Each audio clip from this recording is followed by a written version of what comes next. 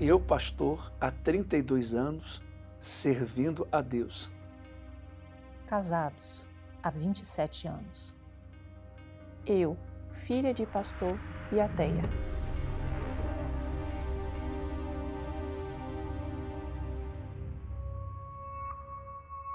Quando Esther nasceu, ela foi muito amada, muito querida, tanto por mim quanto por ele. Era uma menina alegre, feliz, brincava. Chegava, por exemplo, chegava em casa, ela aquele carinho. Ela era apaixonada pela obra de Deus. Apaixonada. Aqui, ó, nessa foto aqui, tá vendo? Isso aqui é uma das igrejas que a gente passou, ó. A Esther amava. Era algo muito bonito de se ver.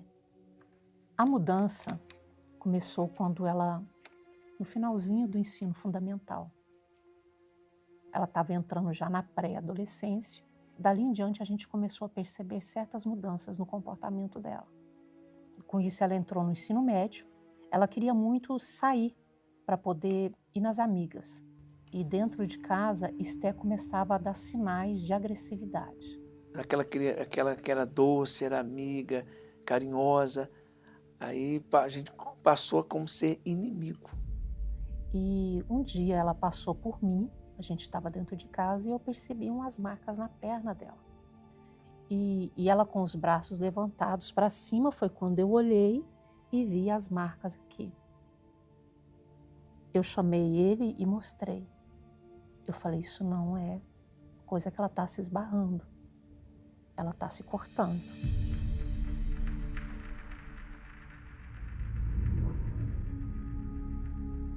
Por um exemplo de uma colega, eu acabei vendo que ela se automutilou e eu peguei aquilo como exemplo para mim. Então, quando eu estava triste, chateada, ia direto na pele, né? Ia e me cortava. Aí, de repente, pequenos arranhões, os cortes foram crescendo. Eu passei aí na corrente de libertação de sexta-feira com ela. Eu falei, filha, vamos usar as armas da fé. Ia, com muita má vontade. Mas essa tristeza estava só começando. Esther me falava que estava em tal lugar e não estava lá. Foi quando eu fui lá, peguei o celular dela, eu abri o celular, dei uma olhada. Foi ali onde eu vi a foto de um rapaz, onde eu vi conversas com ela, com amiga. Aliás, numa dessas conversas, ela me xingava na conversa. Entendeu? Ali ela disse um palavrão se referindo a mim e a ele. Foi muito triste ver aquilo. Ela me xingava no WhatsApp para amiga e dizendo que estava pouco se lixando. Então eu comecei a piorar. Aí foi onde eu fui causando mais decepções. Continuei sendo uma pessoa explosiva, a automutilação continuava, fui procurar tratamento médico, né? Então eu comecei em psicólogo, psiquiatra, comecei a tomar medicações por conta disso. Entra. Antes dela iniciar esse tratamento, foi quando a gente sentou na mesa e novamente ela desabafou. E novamente eu insisti com respeito à fé, que Deus iria honrar e ela iria vencer aquilo. E foi quando ela veio e deu a primeira. Ela falou assim, tá mãe, a senhora não está entendendo. Eu falei, não estou entendendo o que, Esther? Eu não creio em Deus. Quando ela falou, eu não creio em Deus, eu literalmente fiquei muda. Eu fiquei parada, eu falei, como? Teve um rapaz que eu me relacionei que era ateu. Então eu comecei a tomar esse ranço. Quando minha mãe falava de Deus, esse ranço quando meu pai falava também de Deus, abria a palavra de Deus, tentava me ensinar. Eu não queria mais ouvir. Porque para tudo para ela é Deus. O dia que ela falou, eu sou ateia, não creio, na hora veio aquele choque, aquela tristeza, eu falei, não é possível que isso aconteceu. Era uma injustiça muito grande você criar uma filha voltada para servir a Deus e ela decide, por livre e espontânea vontade, servir esse mundo. Querendo ou não, a gente se pergunta se a gente errou em alguma coisa ali dentro. E eu comecei a fazer o tratamento com psicólogos, psiquiatras, tomei alguns medicamentos. Eu não queria mais ir para a igreja, eu não queria mais. E ela entrava com muita força, discutindo. Que teve um dia que ela veio para cima de mim na cozinha. Naquele dia, ela iria partir para as vias de fato. Ela só não partiu porque eu dei um passo atrás. E eu conversando com ela, foi quando ela pega e mete ela bate os braços com muita violência, ela fala para mim: mãe, deixa eu sofrer com os meus erros. É a vida que eu escolhi e eu quero que vocês respeitem isso.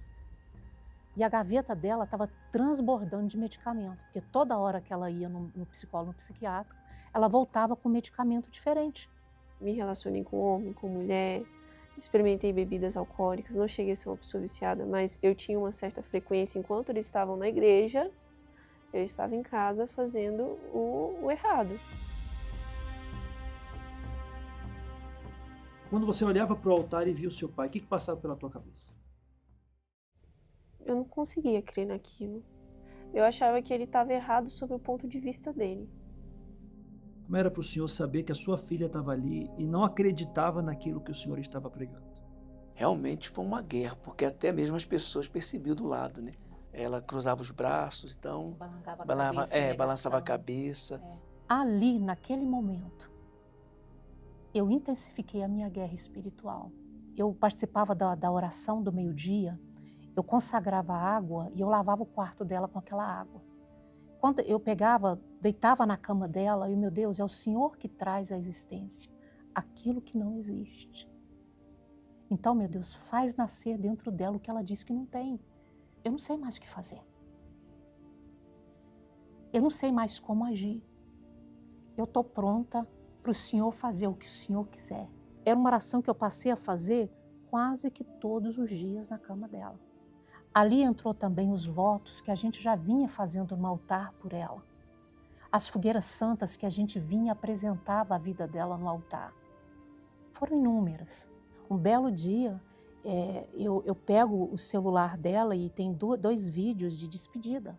E a gente sempre morou em prédio alto, né? E quer dizer, tudo aquilo vinha como uma pressão, tipo, ó, volta para casa para poder cuidar dela. Tudo, vendo toda aquela situação, batia aquela dor.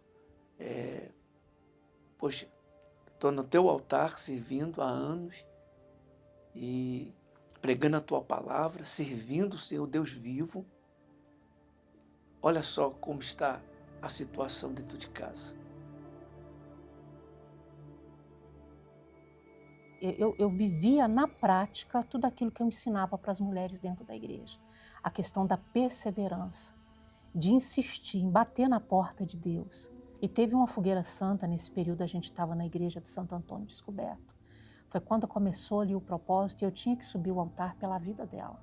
Né? A gente precisava de uma decisão, não dava mais para viver daquele jeito. A nossa situação com uma filha ateia dentro de casa era intervenção divina. Não tinha outra solução. Então foi ali que a gente subiu o altar pela vida dela e pela nossa casa. Vem me ajudar, meu Deus, não posso mais contar com minhas próprias mãos. Eu entreguei aquela causa para Deus. Falei, Deus, eu falei. Então quem tem que falar agora é o Senhor. Depois que eu desci o altar, logo depois daquilo, um certo dia, eu estou na cozinha, ela encostou do meu lado e disse, mãe, eu preciso falar uma coisa com você. Eu preciso falar, eu falei, fala, filha. Ela falou, eu estava na reunião ontem. Eu estava assistindo a reunião ontem, quando o pastor, ele chamou para fazer uma oração. E no momento que ele chamou, me deu aquela vontade.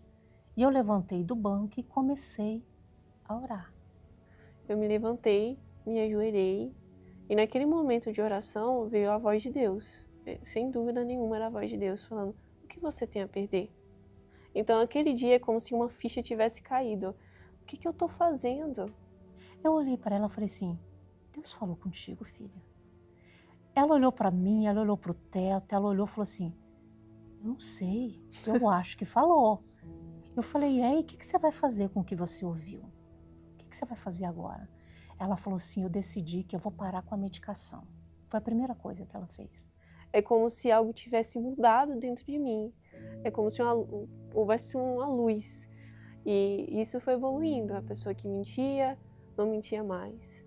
Então ali eu comecei a buscar, eu comecei a me envolver mais. Porque naquele dia, quando Deus falou comigo, eu levantei em paz. E no dia de Pentecostes, em 2023, eu recebi o Espírito Santo. Naquele momento foi uma paz, nasceu uma certeza. Aquele dia foi o dia que eu trabalhei mais feliz no meu trabalho, porque foi uma certeza mesmo. Eu falava assim que eu não queria ir para o mesmo caminho que eles. E hoje eu tenho o desejo de servir a Deus aonde? No altar.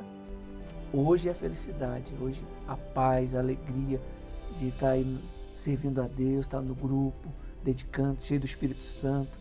Isso pra gente o Pai é uma felicidade muito grande. Eu perdi tanto tempo falando com ela, a gente insistindo para que ela ouvisse, e quando Deus entrou, ele falou 5 palavras.